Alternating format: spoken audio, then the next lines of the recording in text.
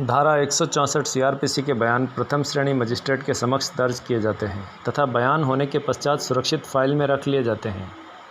बाकी केस अन्य केसों की तरह चलता रहता है और गवाही के समय में बयान सबूत के तौर पर पेश किए जाते हैं।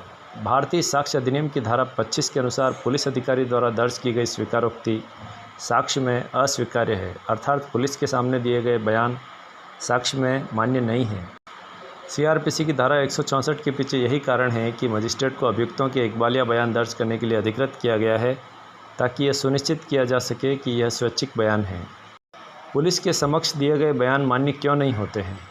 एक प्रश्न ये पैदा होता है कि पुलिस के समक्ष जो बयान दिए जाते हैं वो मान्य क्यों नहीं होते हैं, उनको क्यों नहीं माना जाता है। भारत के संविधान के अनुच्छेद 20(3) के तहत एक आरोपी को अपने खिलाफ गवाह बनने के लिए मजबूर नहीं किया जा सकता।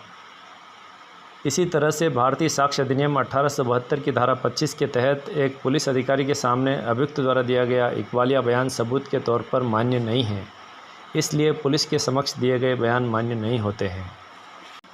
धारा 164 सीआरपीसी के बयान पब्लिक डॉक्यूमेंट होते हैं, तो क्या ऐसी स्थिति में यह प्रश्न पैदा होता है कि क्या उनकी कॉपी या प्रतिलिपि ली जा सकती है?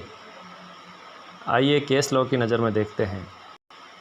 गुरविंदर पल्ली, अन्ना राव और अन्य बनाम आंध्र प्रदेश राज्य के केस में कोर्ट द्वारा यह फैसला लिया गया कि सेक्शन 164 सीआरपीसी के तहत रिकॉर्ड किए गए गवाहों का स्टेटमेंट एक पब्लिक डॉक्यूमेंट है। इसके लिए किसी फॉर्मल प्रूफ की ज़रूरत नहीं होती है और इस प्रकार इसे रिकॉर्ड करने वाले मजिस्ट्रेट को सम्मन करना ज़रूरी नहीं है।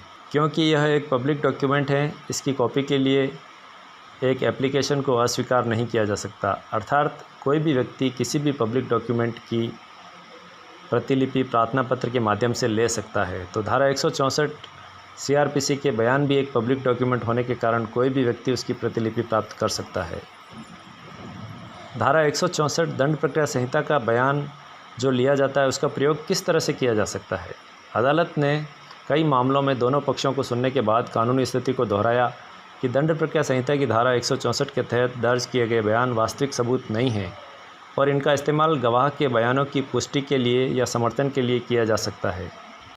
और इस धारा के तहत दर्ज किए गए बयानों का इस्तेमाल गवाहों का खंडन करने के लिए भी किया जा सकता है।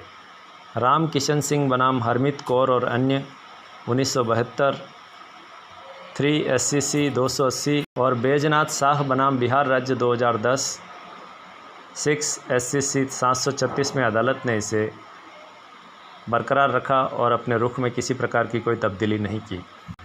हजरतदीन बनाम उत्तर प्रदेश राज्य के मामले में माननीय सर्वोच्च न्यायालय ने बताया कि एफआईआर और सीआरपीसी की धारा 164 के तहत बाद के बयान के बीच विसंगतियां एक बचाव हो सकती है। हालांकि विसंगतियां ट्रायल शुरू किए बिना डिस्चार्ज का आधार नहीं हो सकती।